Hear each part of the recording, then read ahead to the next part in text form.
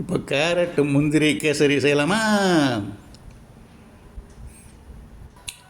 இதுக்குங்க இப்போ வந்து முந்திரி பருப்பு எடுத்து வச்சுருக்கேன். முந்திரி பருப்பு, கேரட் 2 எடுத்து வச்சுருங்க.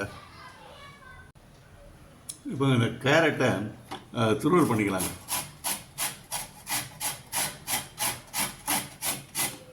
இப்போ கேரட்டை துருவல் பண்ணி வச்சாச்சுங்க. கேரட்டை முந்திரியை வந்து கம்ப்ளீட்டாக சின்ன சின்ன பீஸாக கட் பண்ணி, ரொம்ப தூளாக இல்லாமல் கொஞ்சம் மீடியமாக பீஸாக கட் பண்ணி வச்சாச்சுங்க. ஒரு 10 ஏலக்காய் எடுத்து பொடி பண்ணி வச்சுக்கலாங்க. 10 ஏலக்காய். இப்போ அடுப்பில் கடாய் வச்சாச்சுங்க. கடாய் வச்சு கொஞ்சமாக நெய் எடுத்து அந்த முந்திரியை மாத்திரம் முந்திரி முதல்ல வறுத்துக்கலாங்க கொஞ்சம் லேசாக.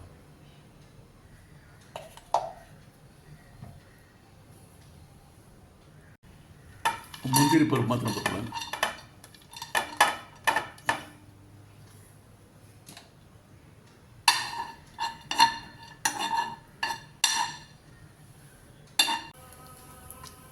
லேசாக கொஞ்சம் பழுப்பு கலர் வந்தோடனே எடுத்துக்கலாங்க. அதை எடுத்துக்கலாம்.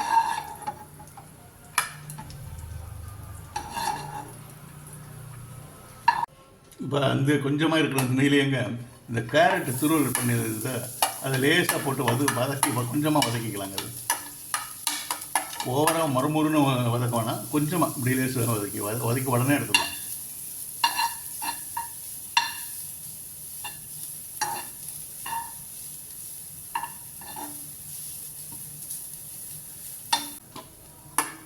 அப்படியே எடுத்துக்கலாங்க.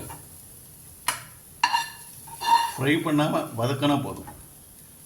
இப்போ இந்த கடாயிலேயே கொஞ்சமாக ஒரு 1/2 ஸ்பூன் நெய் ஊற்றிக்கலாங்க. இப்போ அந்த நெய்யிலங்க 3/4 கப்பு ரவை எடுத்து அப்படியே வறுத்து எடுத்துக்கலாங்க. லேசாக கொஞ்சம் பழுப்பு நிறம் வர வரைக்கும் கொஞ்சம் லேசாக வறுத்து எடுத்துக்கலாங்க. அதை தேவையான பொருட்கள்லாம் டிஸ்கிரிப்ஷனில் கொடுத்துட்றாங்க, தயவுசெய்து பார்த்துங்க ப்ளீஸ். இப்போ இந்த வறுத்த ரவையை ஒரு கப்பில் கொட்டிக்கலாங்க.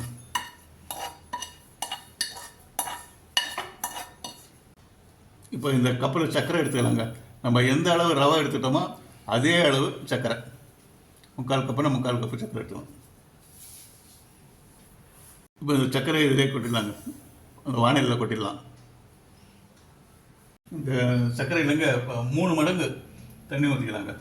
அந்த எந்த கப்பிலேருந்து எடுத்தோமோ அந்த கப்பிலேருந்து 3 மடங்கு தண்ணி. ரவாவோட 3 மடங்கு தண்ணி. ரவா அளவுக்கு சர்க்கரை, ரவாவோட 3 மடங்கு தண்ணி ஊற்றணும். 2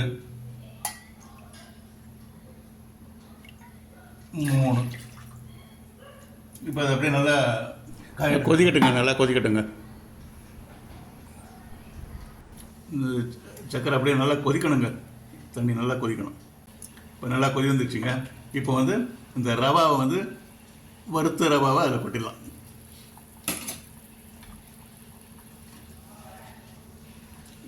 உடனே கிண்டிடணுங்க, இல்லைன்னா கட்டி ஆகிடும்.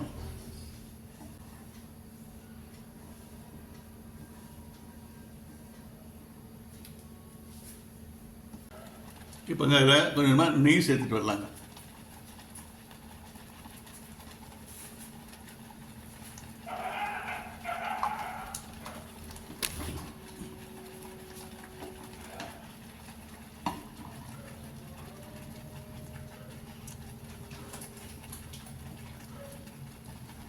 ரவா எடுத்ததுக்கு பாதி அளவு நெய்ங்க. நான் டிஸ்கிரிப்ஷனில் கிளியராக கொடுத்துட்றேங்க, தயவுசெய்து டிஸ்கிரிப்ஷன் பார்த்துங்க.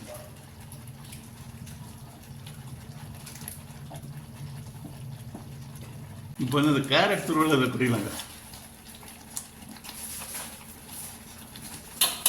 ஏற்கனவே வதக்கி வச்சுருக்கோம் கேரட் துருவல், அதை அப்படியே கொட்டிக்கலாம். அதெல்லாம் இல்லை.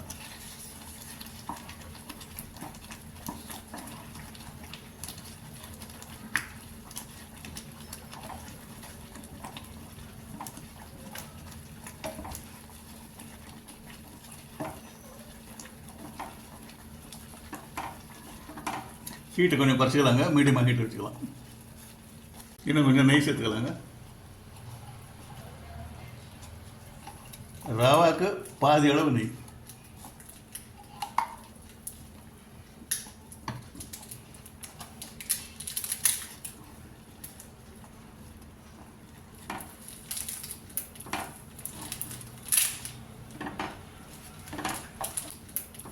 எடுத்து வச்சு அந்த முந்திரி பருப்பு கொட்டி போட்டுக்கலாங்க.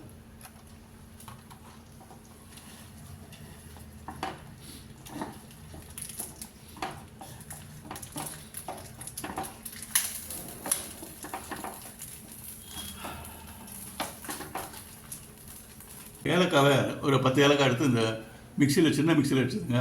தோலெல்லாம் தனியாக வந்துடுச்சு, விதையெல்லாம் தனியாக பவுடர் ஆகிடுச்சு. தோலையெல்லாம் எடுத்து போட்டுட்டு வெறும் விதையை மாத்திரம் எடுத்து வச்சுட்டாங்க. இப்போ அதில் போட்டு அதையும் கலக்கிடலாம். நல்லா கலக்கி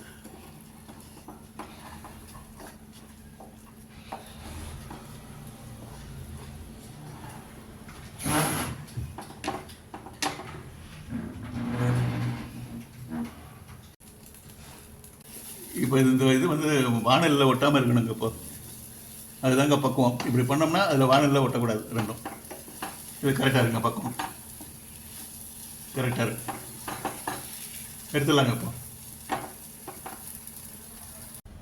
இப்போது கேரட் முந்திரி கேசரி ரெடி.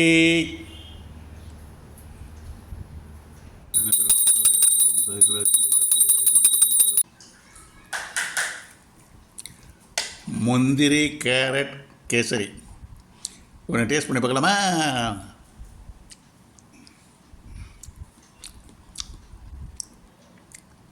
அப்பா அட, இது ஒரு டிஃப்ரெண்ட் டேஸ்ட், நல்லா தான் இருக்குது.